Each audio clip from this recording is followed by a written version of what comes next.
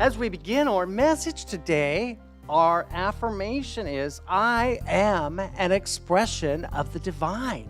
And indeed, we absolutely are. And we know we read in the scriptures in the Old Testament that we are created in the image and the likeness of God. And a lot of you, especially a child would ask, because children are so open and receptive to these things. But I look around me and he doesn't look like me, and she doesn't look like me, and that person doesn't look like me, and that person has different customs than me, and those people celebrate a different holiday. How can we all be created in the image of one person if we're all so different? And of course, that is the wonderful thing about our divine creator. It's this immense diversity. God is so many different things, and yet we all are an expression of this divine creator. We are all created in the image of God.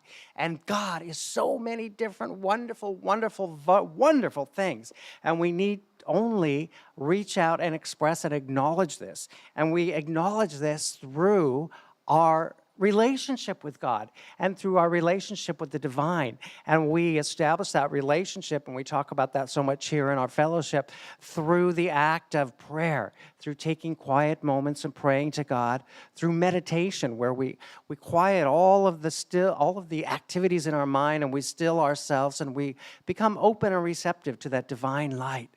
And we also use these affirmations. And as I so frequently say, these aren't just words that we say, but we say them from a place of faith because we know them to be true. We know that we are an expression of the divine. We were created, each of us, our own, each individual, unique way, but all in the image of the divine, because the divine is just that great and that incredible and that powerful. You know, it's so interesting to think about this universe that we're in that was created by the divine, and it can send the mind just spiraling out of control when you think of the fact that there's something that has no end. And yet we, in our human form, think, well, there's always an end to something. You come to the end of the walkway and there's a brick wall.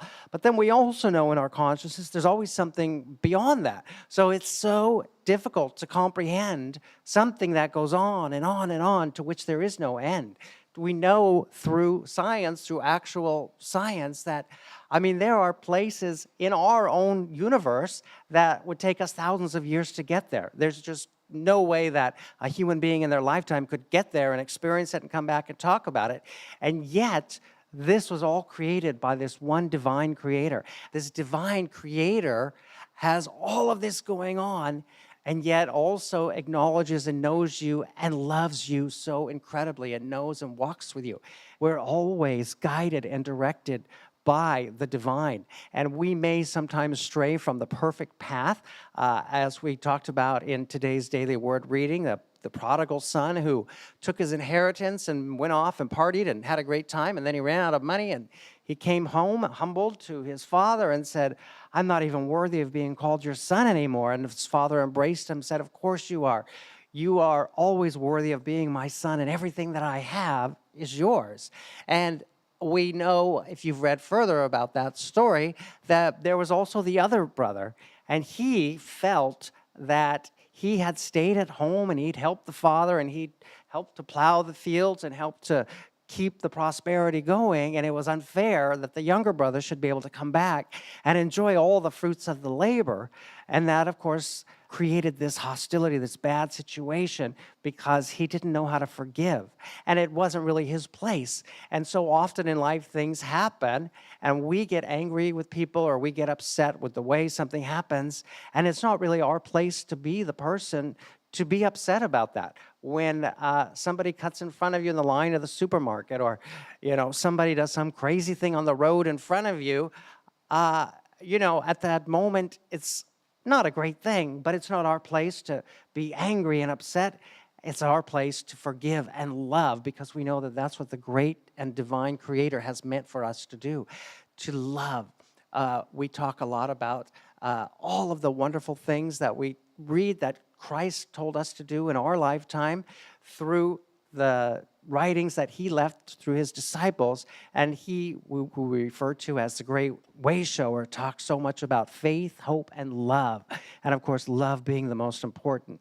And so, of course, when we're in this place where we are not forgiving, where we're holding some grudge, where we're holding on to something, this is blocking our own good from coming to us, because it's there just as this big blockade to our heart of all this love, because we can't possibly be giving out all the love and receiving all the love we need when we have this upset within us, when we have this unforgivingness in us.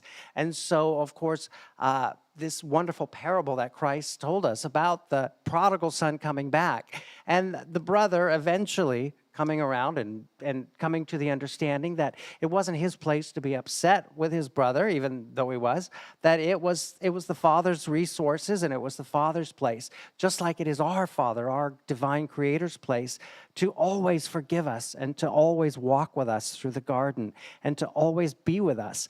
You know, I was watching a wonderful television program the other day. I think I talk about this all the time. I'm always watching PBS. There's such great things. But the labyrinths, we know that in a lot of places there are labyrinths, and they're very popular in England. People make gardens, and they have these huge hedges, and people walk through them. And sometimes it's not even a hedge. It's just maybe people have taken tile and created a tile labyrinth with a path that you walk through. And this was created many hundreds and hundreds of years ago. People who wanted to walk through Jerusalem but knew that it wasn't safe for them to go back there, they would create these labyrinths. And in that time, they would envision themselves walking through Jerusalem. And so they would slowly walk through these labyrinths. And in that path, they were walking with God. And in their minds and in their hearts, they visualized themselves walking along the streets of Jerusalem with God, even though they were in faraway places because it wasn't safe for them to go back there. They created these labyrinths. And we often can do the same thing when we talk about our meditations and our prayers and the use of our affirmations. That's our time to be walking with the divine, because he's always with us. Even when we stray, if we make mistakes, we know that we're always forgiven. There never is a time when we are beyond the love of our divine Creator.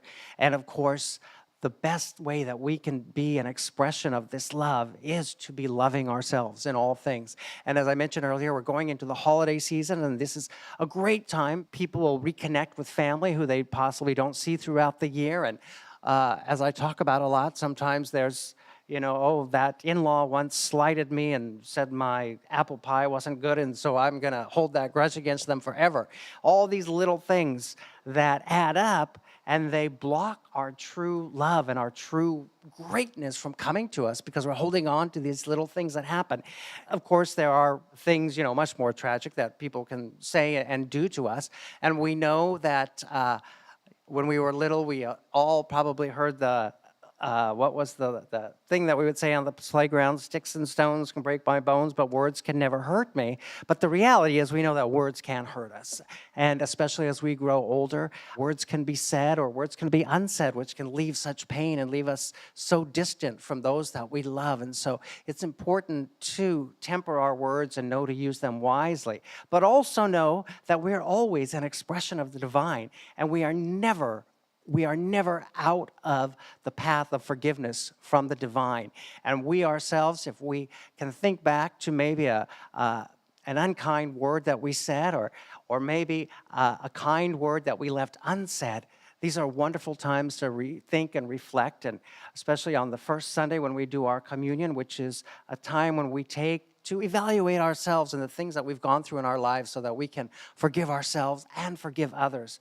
Forgiveness is such a wonderful expression of love, and it is so freeing, and it is so enlightening to let go of all this old stuff. Just like, for somebody who just moved, the challenge of when you have a bunch of old stuff that you've been lugging around forever, and sometimes you don't know why.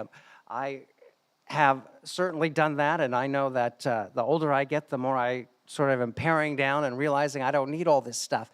And the same applies to all of this emotional stuff that we can carry around with us.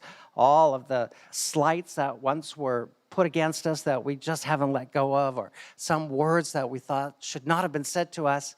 It's time to let them go and be an expression of the divine in every way, in every possible way we can. And our goal for the week is to claim the abundance of the life and substance of God and release any thoughts of limitation.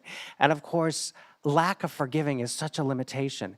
When we learn to forgive ourselves and when we learn to forgive others, we release these limitations and we allow in all the good that God has for us. And we know that spiritually we're always provided for every way and every day. And as we go through this human experience, there can be challenges, and we may find ourselves in a place where we think that there is lack or limit, or we think that our health is poor, or we think that we have some relationship with some loved one that's so fractured that can never be repaired. And we need to know that all of these limitations only exist in our mind, and we need to release them and know that our spiritual side is our human side, and let that be more reflective and be indeed the expression of the divine. And the good news is that the spark of divinity is within each and every one of us, and it is everlasting. It is everlasting. It never goes away. We are never away from God. Even if we find ourselves in a place where we aren't turning to God, it doesn't mean He's not there anymore. We generally turn away from God. God never turns away from us. But that's not an unfixable situation. It's so easy to mend. So know that this spark is within us, and it is everlasting. We are a perfect expression of the divine. We never walk alone, but are always accompanied and comforted by our divine Creator. We need only become aware of this presence to truly and fully always be expressing the divine within through prayer, meditation, and the act of displaying love in every area of our lives. We not only express our true divinity, but we live our lives fully, freely, happily, and with great health, prosperity, and perfectly fulfilling relationships. So in all things this week, know that indeed you are an expression of divine. And so go forth, and every challenge you meet, every seemingly insurmountable situation, know that you can overcome it because you aren't all walking alone. You are walking with your divine Creator in every way, in every day. And these are wonderful words to think of. And I'd like to invite you to join me in prayer as we reflect on this. Eternal and loving God, we thank you so much for your constant presence in our lives.